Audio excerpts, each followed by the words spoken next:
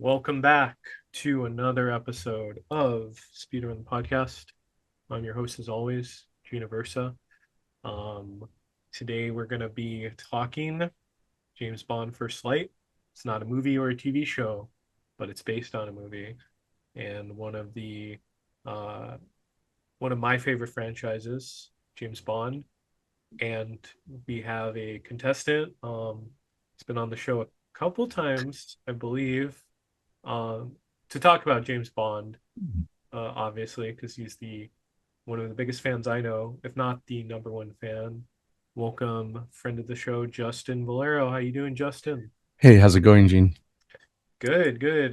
Justin, it's been a little bit since your last appearance. I know you have Bond, but tell us a little bit uh, more about yourself, and then tell us just kind of your history with this franchise, because I always enjoy talking the character, the movies, and now the games with you. So yeah, tell us. Yeah, so I've been a Bond fan for God since I was a kid.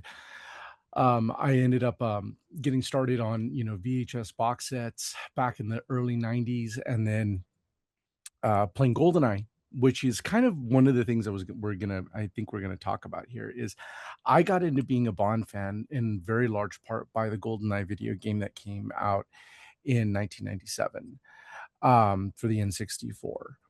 At the time, Tomorrow Never Dies was coming out. That was going to be the new movie that was going to be out in theaters, but this had come out first. I think it was in August of '97 is when GoldenEye came out, and that introduced, I think, a whole generation of people who are now in their mid to late 30s to James Bond. I mean, there's a lot of people where Pierce Brosnan is my Bond, and then on top of that, I am a avid collector. I also do impressions, particularly of James Bond characters. I've been on a couple of podcasts like Bond and Banter, for instance.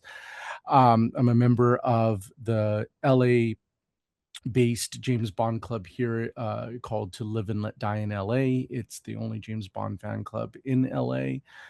They do screenings over at the Culver Theater in Culver City.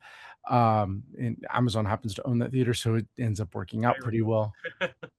And so they've been doing screenings. As a matter of fact, Gene just went with me to go see License to Kill last month. Or no, this month. Yeah, no, last month because it's June now, Yeah, when this is getting recorded. Um, but yeah, right before it was the day First Light came out, as a matter of fact, was that. And so my credentials are in good order. I mean, I've there's a couple of these movies that I've seen, and no kidding, like 100 times. I can, recite the dialogue to you chapter and verse. But on top of that, I've also played all of the video games. As a matter of fact, I do a Twitch channel. You can find me at Prospero 1989 on Twitch. And I actually, one of my big things is I like streaming the EA James Bond video games from the early 2000s. So Agent Under Fire, Nightfire, Everything or Nothing, From Russia with Love, like the big games that EA put out in the early 2000s for like the GameCube, the Xbox, and the PlayStation 2. Because if GoldenEye really got things going, and then when you want to, I can get into a brief history of Bond games and how we got to where we are. But yeah, I've been playing those games ever since they came out. And First Light is a breath of fresh air because we haven't had a James Bond game in about 14 years. So this is really exciting. yeah. I was gonna say the last Bond game, which I didn't even play. I believe it was like from 2009. 2012 007 Legends. It was meant for like a 50th anniversary, and just got roasted. It's awful. So they decided to do a kind of like a montage style uh, game where you would play different. Each mission was based off of one of the actors' movies. So it was Goldfinger for Connery. It was Honor Majesty's Secret Service for Lazenby, obviously. It was for Moore. It was Moonraker. For Pierce, it was Die Another Day, and for Craig, it was Skyfall. Uh, and oh, and then Dalton was Licensed to Kill, which are really weird choices for games. For game mission, like License to Kill is really weird for a game mission. Die Another Day I can get because it's more cartoony, and Moonraker, but it they put Daniel Craig in all of them, and the kind of the conceit of the game is that it's the beginning of Skyfall, and he gets shot, and he goes off the bridge, and then is like remembering like things in the past while he is like basically drowning in the ocean, in the river. And Uh-huh. each that it's like the flimsiest excuse. I mean, you would have been better off just doing like a here's a tribute to each actor and not have like this over contrived uh you know plot device, but that's what they did. um the gameplay though was awful. It was a Call of Duty clone. It was just run and gun, not really much in the way of stealth, but they had some stealth missions, but it was one of those auto fail stealth missions, and all you had was basically like a dart pen, and you had to get through there. The shooting mechanics were awful, and then every boss fight, it was the same mechanic. It was just like a quick time event where it basically turned into like a punch out game. Look it up online; it's awful. Yeah. Um, so yeah, it was a terrible game. So that was like what ended 007 games for 14 years. After Mm. that, nobody touched the license. Activision didn't renew it. Eon Productions didn't do anything with the license for the next couple of years. So there was no games for um, Spectre. There was no games for No Time to Die. Yeah, we're also Yeah. we're also kind of in a precarious place with movie adaptations too, because I feel there's like tie-ins with the character like for movies, right? But there hasn't been like an adaptation of a movie through a game too, right? That's kind of like that trend is kind of on its way out, right? Yeah, haven't seen a lot of original. I haven't seen a lot of games that are adapting actual movies nowadays. Are usually what they're doing is adapting the property, Yeah, and some of them has been to really good success. Like for instance, before 007 First Light, which I mean, spoiler alert, I think it's amazing. yeah. Um, Indiana Jones last year was Oh really good. yes. Indiana Jones and the Great Circle was incredible. Like Well, they did everything correctly, and it's supposed to be nestled in between uh Raiders and Raiders and Last Crusade. Last Crusade, and it's really good. Yeah, Um, I love it, that game. It was yeah. way better than Dial of Destiny. Oh yeah, and I think First Light's better than No Time to Die, and Spectre for that matter.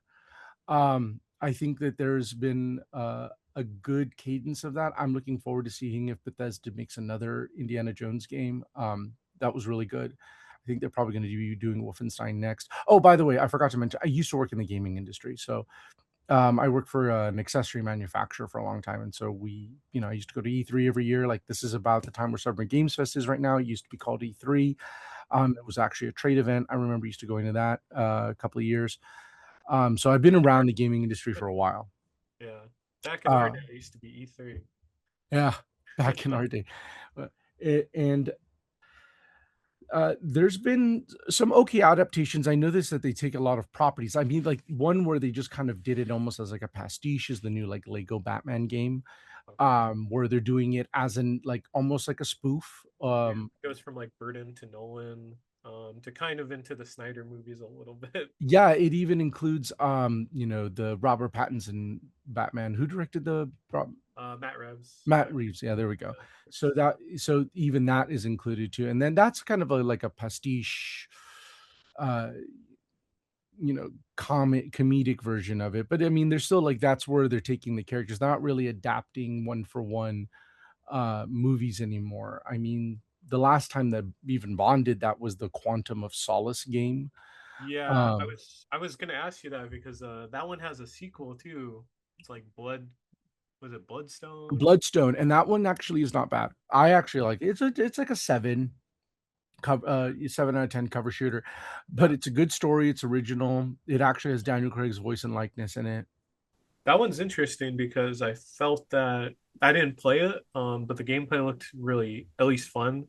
But I felt like there might have been a missed opportunity. I was going to ask you because for the Craig films, it goes to he's a new recruit in Casino Royale and Quantum of Solace, and then suddenly he's just old in Skyfall. Yeah, there's like a huge gap between in what we would consider like between Quantum of Solace and Skyfall, where there were other missions conceivably that we just Yeah. never saw. So we go from the beginning of a career to an end of career. I Does think Bloodstone cover that a little bit, or no, it's just no? you could just kind of almost like how people treat Everything or Nothing as James as Pierce Brosnan's fifth movie. You could consider this as like a point 0.5 kind of movie. Probably slotted in between Quantum of Solace and Spectre. I mean, Quantum of Solace and Skyfall, Yeah. because that's when it came out in between. I'm, uh, now that we're looking back at Craig's tenure, I think one of the big mistakes that was made was this kind of need to want to serialize the movies and try and make them all interconnected and just like the MCU. I mean, one of the reasons why Bond has been able to survive through 25 movies is because of the fact that the barrier to entry is pretty low. Like you can really jump into any of those movies and just kind of get the gist of it. The Daniel Craig movies not so much. Not after like Quantum was a sequel to Casino Royale. Skyfall you could consider to be a standalone, but it's very self-referential. Yeah. Spectre is kind of a standalone, but it also is trying to live off of the coattails of Skyfall. And then No Time to Die is almost trying to retcon whatever mistakes were made in Spectre. And so, like overall, I mean, I love the movies. I think Daniel Craig was a fantastic Bond, but I think just as like the plots and like the and having an overarching plot, I think was probably a mistake. Um, I'm Yeah. interested to see where IOI goes with it because at least if they have it set up as a trilogy and it was planned as a trilogy, kind of similar to what they did with Hitman or what Rocksteady did with like Arkham, Hmm. uh, then I don't have a problem with it. If it's planned, I think the problem, excuse me, the problem that the Broccoli's had in the interim with Craig was it wasn't planned. This was kind of they would make them as they go, and there was no like kind of grand Kevin Feige style outline of what like the next 10 years looked like. They were basically just we'll make one, we'll see how it goes, and we'll make another, and they retconned a lot of things, particularly in Spectre No Time to Die. And I think the movie suffered for it, for not being episodic, and then and not and having to be the serialized continuous thing. But now with the games, this is a whole reset point because there is no Bond, there is no there's nobody cast as of June 2026. There's no one cast as Bond. There's a movie in the works with Denis Villeneuve and Stephen Wright writing it, but we don't know anything about the plot. uh And so this is kind of the only game in town right now for like James Bond media since No Time to Die, and that was in 2021. Yeah. So IO actually is in a pretty nice position right now because they have nothing to be compared to. And so they can kind of just they can stand on their own as their own piece of media and their own work. And I mean, this thing was basically a 20-hour Bond movie, and it was really good. I've beaten the game once already. And then I'll be playing it. I'm playing it again right now on the harder difficulties, and I'm playing like some tax sim stuff, like the challenge Hmm. maps. Yeah. Yeah. We'll put the link to your Twitch in the video link. So yeah, definitely anyone wants to watch that. But yeah, I'm about halfway through the game, right? We were talking about before. Yeah, if you're at the Kensington party, Yeah. yeah, I know. you're about to hit the halfway point. Once you finish that, you're gonna start. You're solidly in Act Two right now. Okay, so yeah, I know some of the spoilers, and we'll talk about it. But I've been really enjoying this game. It gets that Bond itch that we need right now, since 5 years since No Time to Die. Which I still enjoy. I think I rewatched it a couple months ago, and it still holds up. It Hmm. does.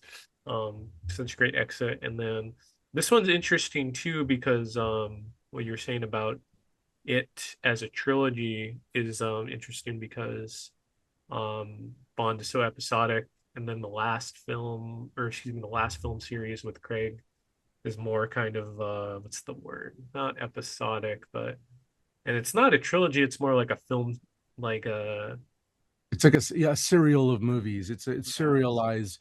Yeah, because Casino Royale kind of can stand on its own as an origin story. Mm, Quantum of Solace is completely dependent. It's almost like Quantum of Solace and Casino Royale are kind of like one piece of an arc. yeah. Skyfall originally was meant to be a standalone because that's what Sam Mendes said it was when it Mhm. came out. Then they retconned things in Yeah. Skyfall for Spectre, which Mhm. Sam Mendes also directed, which I don't know why he did that, and made Blofeld James Bond brother and ripped off a plotline from Austin Powers. Yep.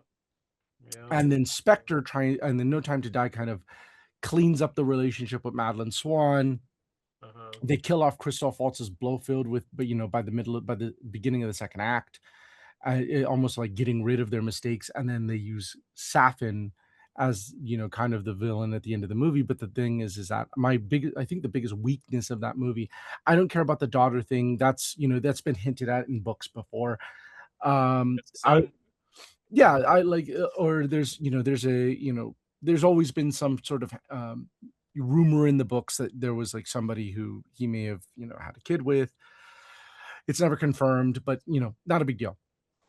I didn't care about that. I didn't care about 007 being a woman or being a black woman. Like, I actually think um Lashana Lynch was really good Yes. in that Loved movie. her. Like, Loved her in that role. I was actually really impressed with her in that movie. She's Because double O seven's a code name. So anybody can be 007. I think this is where a lot of people who claim to be fans get it wrong. The code name theory drives me insane. Because it just, like, up to 2 points of scrutiny, it's gone. But the code name theory, if anybody's heard about this, is that James Bond is a code name given to people, and it's no, it is not. 007 is a code name. James Bond is not a code name. That is a person. It's just different iterations of that character throughout the series in terms of like interpretations. This is the thing that I don't get. There can be three Spider-Mans. There can be five Batmans and Bruce Waynes. Nobody blinks an eye, that, Michael Keaton is not Ben Affleck, is not, Robert Pattinson. They all know it's Bruce Wayne, just in different points of his life. mhm, I like how everybody can get that through their heads, but James Bond, oh no, James Bond's got to be a code name. right. No. At least in the original films before Craig, from what I understand, it's a sliding timeline. Like something like The Simpsons, where the franchise lasts a lot longer than originally intended. Because if you watch, well, we watched License to Kill. If you watch that, they mention events from, was it the On Her Majesty's Secret On Her Service. Majesty's Secret Service? And on Her Majesty's Secret Service, he's played by George Lazenby. And then the next film, Diamonds Are Forever, they reference that film, and he's played by Sean Connery. So And that then could, in the next film after that, you have to remember, from 69, uh, 71, and 73, James yeah, Bond was played by a different person every every time, time. which is so wild. Imagine living during that time period, right? Where you go from like You have Sean Connery to to Lazenby, Lazenby, to back Connery, then to Moore. to more, yeah, which is such an insane. Let's imagine like the closest thing I could think of is like 4 years ago you had Pattinson as Batman while still having Affleck as Batman kind of, and then you Mhm. also had George Clooney come back for like a 1 second cameo in The Flash. So that Mhm. time period you had like three Batman, but there wasn't any point where they ever switched from being the primary Batman. They're all kind of sharing it. So interesting to think about that, right? Right, and it's all Batman. It's all the same character. It's just different interpretations. That's how James Bond is, and that's why I think it was smart what IO did with the game. They went for a completely new interpretation where, like, a lot of the actual facts and figures are changed. Like, he's not a commander in the Navy; he's an airman. He's in training. Um, the they change around. He's younger. He's 26. So if you think about it, that means that James Bond was born in the year 2000. Hmm. Because they based they based the game in 2026. If you look at the tombstone at the end of the game, Yes. it says 2026 on it.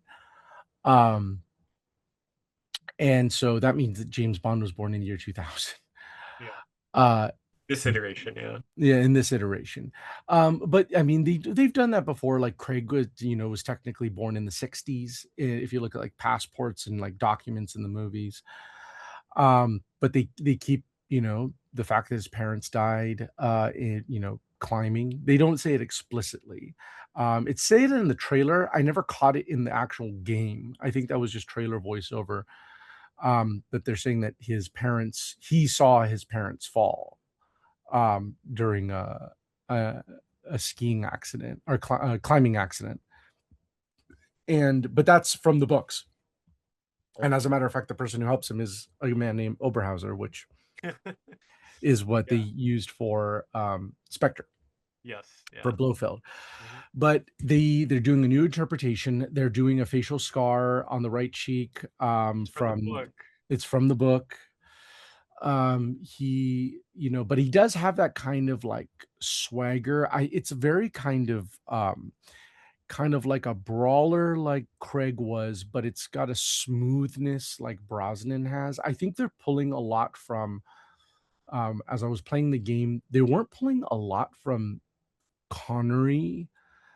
They pulled a lot from Dalton. There's a lot of Living Daylights references in this game.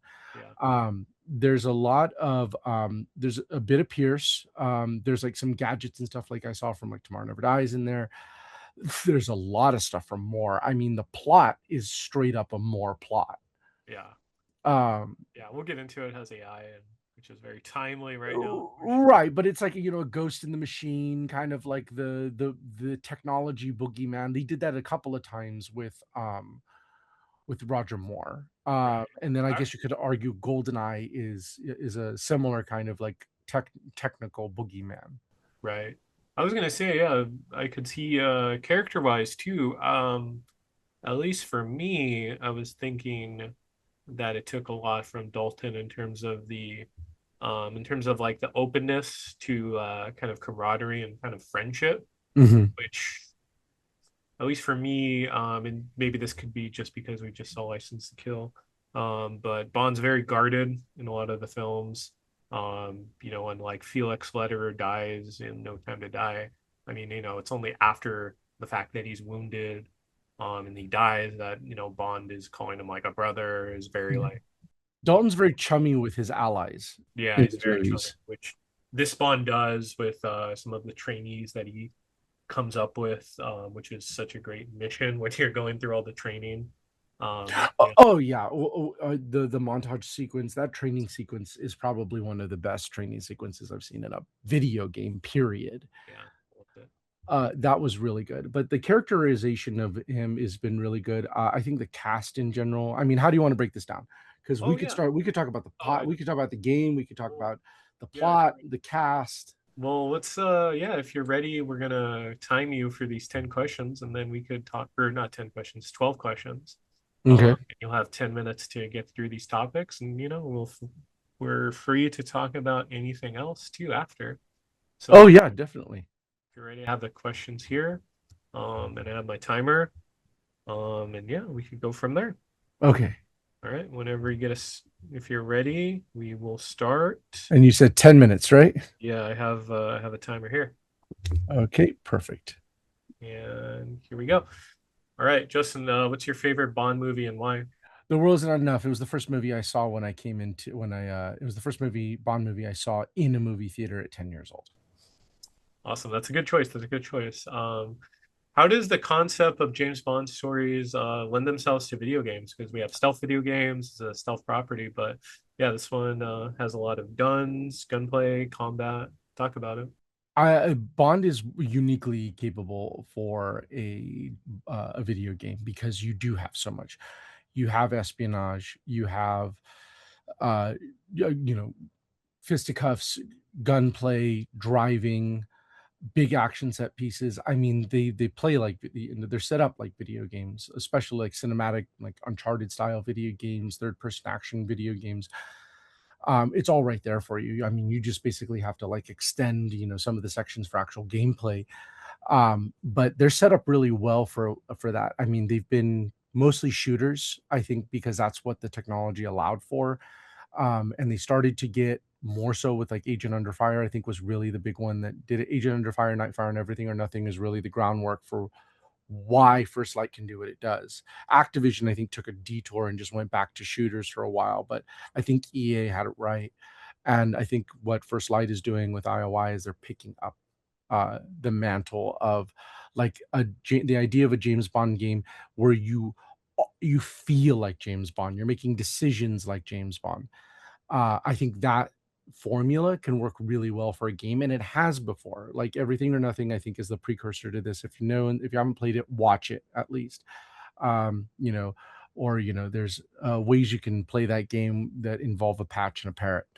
Um, but I think there's a good way of doing that for games. So yeah, I think games for James Bond it works really well just because it's kind of a mix of multiple genres. It's not like a Jean Le Carre, spy thriller where it's just drama sequences one after the other. It's an action movie. It's I like to call them the classiest action movies you've ever seen. Yeah, no, I agree with that. That's a good way to put it. But going off of that, you are James Bond, and this game tackles things that you don't really see in the movies, like his origin, specifically how he trains. It's kind of Batman Begins esque. Mhm. Does that work for you? Does it work having a younger Bond learning the ropes? Yeah, because the fact of the matter is Bond fans are getting old.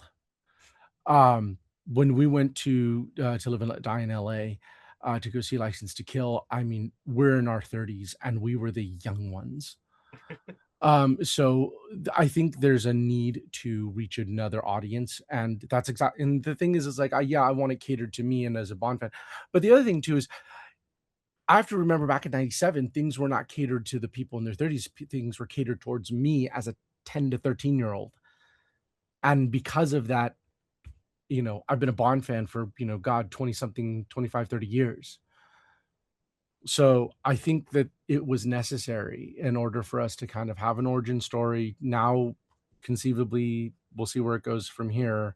Hmm. But Amazon said some stupid things in the last couple of days Yeah. that they're going to have to clean up and do damage control on, but we'll get to that. Yeah. Um, but I think that it was a good idea. I like the characterization because even though they made a lot of changes, he's younger, they change his rank, they change his position, they change like the a little bit of the demeanor. It all feels the character. There is a suaveness to him. There is a debonair quality. There's him just hitting on people or getting hit on. There's the sexuality is there. Yeah. Um, the only thing that, I think they kinda just left out was just kind of like the '60s misogyny, but that was already kinda out the door anyways in the Yeah. '90s and with Craig. Right. Like, I think there's a caricature of the character that people think of and what the actual character's been evolving into. I think really since, like, you could argue Dalton, but really, like, the sexual politics really changed with, Pierce Brosnan. Hmm. Yeah. No, that's he's an evolving character. It's a character that's been around for well, almost 100 years, but And that's why the character exists, mhm, still exists, is because, producers, writers do not just stick to this is what he has to be. He has to be a misogynist spy from the 50s. If that was the case, then nobody would have cared anymore. yeah, exactly. It evolves with the times and it kind of and Bond is a way for us to kind of have a contemporary look at threats in the world and have, a high, fantasy espionage Right. about what we're worried about in the world. But I know we got Yeah. another I question. mean, yeah, evolving Patrick Gibson takes over the role. How did he handle He himself? did great. Great, yeah. He did fantastic. I think he did a really good job on the role. There's a slight earnestness, a little bit of a naivete at the beginning. Um, a well needed devil may care attitude. Um, I think he did a really good job. I mean, and the cast in above board was all really good, except for one notable exception. Yeah, we can Um, talk about that. I think I know. But going off of that, you have his teammates, and they're all played by exceptional actors. But in the first mission after training, spoiler, they all die. What did you think of that? Well, they didn't I all die. mean, There was one that was she well, gets injured. she gets yeah, she gets hurt very, very. She can't walk.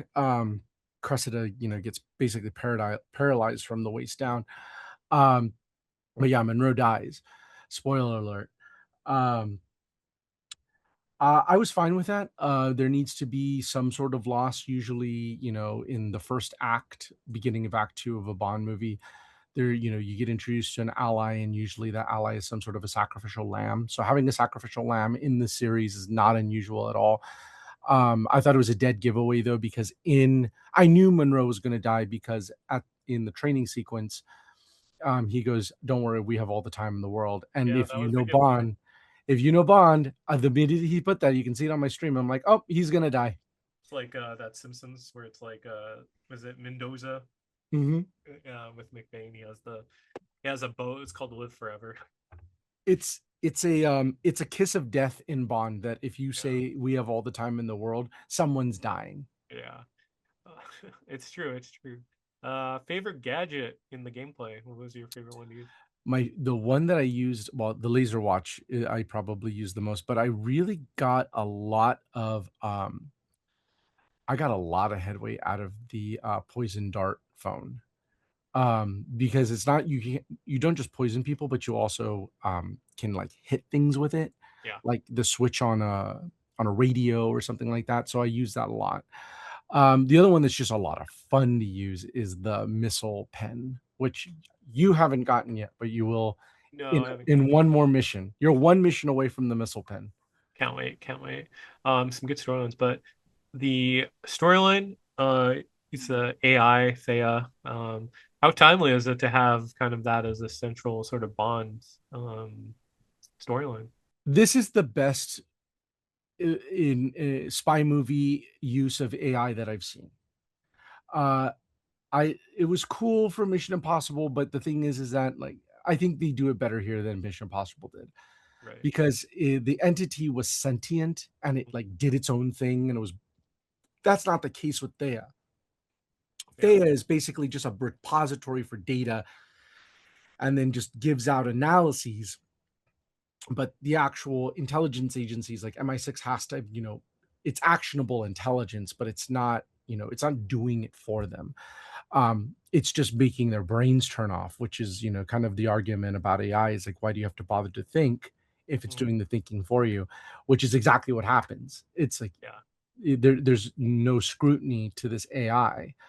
And And it can so be wrong too. and it Can be can be wrong. wrong, Yeah. and you're making decisions on life and death, which is exactly the kind of discussion that we're having right now.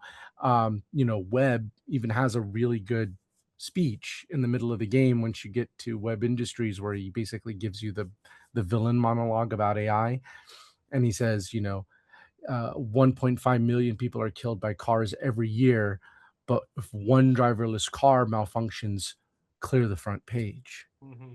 Um, Yeah. and which is funny because Goldfinger says something similar when talking about the nerve gas attack, yeah, at Fort Very, very Knox. tactful. Very tactful. Lenny Kravitz is one of the villains. Are you excited to see him return? um, he's a great singer. Um, I Here's the thing: he wasn't terrible in the Hunger Games. He was fine. Um, I don't know why people keep casting him to do things. He must have a really good agent.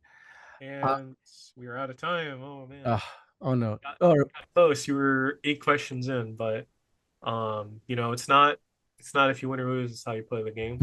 But you got pretty far. What was the thought you had? I was just curious. Bavma is it's just a wooden performance. Mm, It's paycheck. and the thing is it's that here's the thing though. It's you see it, you notice it more because everyone else is so good. Hmm. It's like the all because some of these people aren't traditional voice actors. Like Patrick Gibson didn't do voice acting before this. Lenny James didn't do this. Priyanka Burford did not do voice acting before this. Um, like the big main cast, Kira Lester, I think did some voice acting, but I don't know. It's Lenny Kravitz is just a little too wooden for me. He was fine for being in such a short part of the game. And that actually has one of the cooler sequences in the auction where they're bidding on government promises or Hmm. like mob you Payments. like Yeah. mob protection, like the triads are trying to like like sell protection. That was a cool auction scene using like a polygraph. That was cool. uh the fact that the DLC is going to be over there, I mean, I'm getting more missions. I mean, that's great. um it's fine. You know, it doesn't kill the game. I just think that his performance compared to everybody else's is just not as good. Right. But it's fine. Like I'm not, you know, losing sleep over the fact that Lenny Kravitz is Bavma. Hmm. Yeah, he was, it was serviceable. It was serviceable. Um, Yeah, it was fine. Here's the thing: if everyone else was running that, they you wouldn't notice. yeah. If the level of voice acting like was across the board, just kind of on a B level. Yeah, yeah, I would say so too. Should have had Zoe Kravitz. But but we're kind of winding down, but we had two leftover questions I wanted to throw your way. Okay. See your thoughts on it. Do you have any thoughts on how this might relate to the Amazon movies? Just in the Uh, synergy of it all. You feel like it's one for uh, one or unrelated? I don't think they're going to be related. I think they're going to do their own things, which I hope we don't get two origin stories. Yeah. Um, I think it would be smart for Denis Villeneuve to just and Stephen Knight to just get started. James Bond is an established character.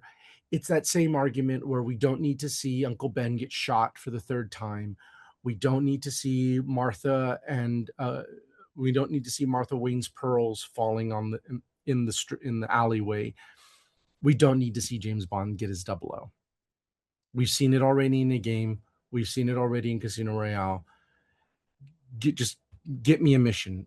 You know, the best thing that I could think they could do is to go to formula and then modernize the formula. Um, because you're going to get a whole bunch of people. Because if people are forgetting, it's not just Bond that's getting recast; it's everybody. New M, new Q, new Moneypenny, new Tanner, conceivably, whatever else, whoever else they decide to bring in from the books or the previous films. We don't know if this is a continuation of the, you know, kind of the loose continuity from 62 to 2002. We don't know. Stephen Knight, I think, is going to do a good job, but I don't think they're going to be related. I think they kind of have their own thing, kind of similar again to what Batman did. Like the Dark Knight trilogy was still happening, and then the Batman was going on like as the Arkham games were coming out, and I don't think anybody conflated the two. Yeah. Yeah. So I think that they can live on in their own separate continuities and their own universes, and I think people can enjoy them either way. I think, but I am looking forward to see what Denis Villeneuve does. Yeah, same here. I mean, that was probably out of all the kind of scrutiny going on, that was probably universally the most praised thing. I want to see his interpretation of Bond. I want to see how he takes that character. It's a totally new slate too. We're not going to have anyone like Judi Dench coming back or oh man, I'm blanking on the actor that takes over for M. Ray Fiennes. Ray Fiennes, yeah, Ray Mhm. Fiennes is gonna like crossover. It's just gonna be completely new, Clean slate. yeah, new interpretation. So that's the most exciting thing for me, even if it's Amazon, which we shall see. And then for these games specifically, what do you want to see in the sequel? Because you beat the game, we're gonna have a DLC.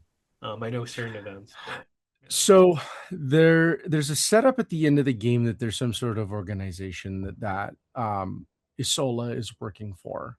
The femme fatale in the game that you kind of like you get to know, particularly after the second act. yeah, Um, I mean, amongst everybody I'm talking to, we're all thinking, okay, come on, it's Spectre. yeah, So that's what I'm hoping for, is that we kind of get like a big kind of reveal about Spectre. Maybe you introduce Blofeld in the second game, and then in the trilogy, and then at the end of the trilogy, you're taking down Blofeld and Spectre or something like that. Like that could be an interesting like angle on it. The other thing is too, I think they could go, they have all of the assets, they have the game. Like I honestly just want more of it. Like if it's a sequel where the gameplay is very similar, maybe a couple of improvements or quality of life, nips and tucks, but largely you're just giving me more missions. That's all I really want. Just give me more of this. Whatever, like they have a formula that's really good. That is the best Bond game ever made. I'm GoldenEye. No, it's the best Bond game ever made. Period. I have a lot of Uh, fun with these GoldenEye, but yeah. yeah, but just like pound for pound, like what game gives you the best, like full blown fantasy of James Bond? And it's no question. It's First Light. Everything from the cold open to the Lana Del Rey title sequence, which looked like just like a Daniel Kleinman sequence, through all the references, through like a really well done plot, well done cast. The production design looks like the movies. I mean, they did everything. They built a Bond movie you can play. That's what they did, and that is probably the best praise I can give it. Is that they nailed almost everything. And so I'm just looking for like more of that. Give me more story. Like obviously the writers for IO know their Bond. They really know their Bond. The amount of references this game is staggering. And the nicest thing about the references in this game is they don't beat you over the head. This is a great entry point for anybody who has no experience with James Bond whatsoever, and you don't need any. You can walk in and totally enjoy the game for what it is. And if you're a Bond fan, you're just going to note like the subtle winks and nods that are made throughout the game. And Mm. you can tell that you can tell the team that made this really cared. Yeah, there was a clear passion for it, and just all the, there was like subtle Easter eggs, or the yeah, some big hints to what's to come, and it makes me very excited to keep playing. Well, for this game, but then kind of play whatever comes next, however long it may be. If I'm like Well, playing the the last thing game. is that you haven't even played what I consider to be the best mission in the whole damn game. Okay. That it's the Vietnam mission where Mm, you go to a resort okay. and you have to track down three scientists that are there for a conference in Vietnam because a terrorist is going to kill them, in order to in order to cover up for the AI's mistakes. Oh, okay. I'm Yeah, excited. and there is a shootout in a white tuxedo with fireworks going off at night with a not one but two boss fights. And there's a scene in which, without revealing anything else, where you're handcuffed, you don't have any weapons, but somebody is sniping for you, and with your Q lens you point out and mark who to snipe while you're taking cover and running through a quarry while you're handcuffed in a white tuxedo. It's awesome. Like there's so much in that Vietnam section, and it's the best part of best part of the game. I can't wait to play it. Can't wait to Yeah. play it. But man, yeah. I guess we're a little pressed on time. But yeah, Justin. Any thing you want to promote? Any last words just on this game? Yeah, I'm really happy about how this game is looking out. It's it plays like it has like Batman Arkham style combat, it has Uncharted level set pieces. It's got a Hitman style sandbox, um, mixed in with a really well written story, and it's very well acted. Um, with a team that very much cared for the source material. So it deserves every accolade that it's getting right now. Like my score was 9 out of 10. Yeah. I thought like for me right now, it's my game of the year, and this year has had some bangers with Resident Evil, Pragmata, and there's still a bunch of others. I don't really care about Grand Theft Auto. I did play it on this, by the way. Oh yeah, look at that. Look at that Yeah, game. so the 007 PlayStation controller. It also works on PC. I played the game on PC. Um, and you can see me on Twitch. It's Prospero 1989 on Twitch. I stream James Bond games. I have a full playthrough of First Light right now on video on demand. It's four sections. It's been about 16 hours. It's four sessions, 4 hours each. And then I also play a bunch of the older EA James Bond games as well on there, along with some Forzas and stuff like that. But yeah, that's what I'm doing right lately. Cool. Yeah, no, it's yeah, anyone that wants to hear a James Bond historian game, please check that out. But yeah, it was really cool talking James Bond with you, picking your brain too on what's going to come next for the character. Because yeah, I don't think there's anyone else I know that's more knowledgeable about the subject. And it was good to have you back too. It was good to talk to you, man. It's nice to be back, and I hope everybody gets to play the game in some way, shape, or form. It's probably one of the best third person action adventure games I've played in a long, long time. And I'm saying this fully knowing I sound biased because I love James Bond. Uh-huh. But yeah, everybody should play it. If you like third person action games, then you should play this. This you're gonna love it. Yeah. But yeah, thank you so much, Gene. It was really happy to see you. Oh yeah, no, thanks for joining us. But yeah, please check out Justin on Twitch. Yeah, and then this yeah, we're glad to have you back on. But please like, share, subscribe. We're on Spotify, iTunes, YouTube.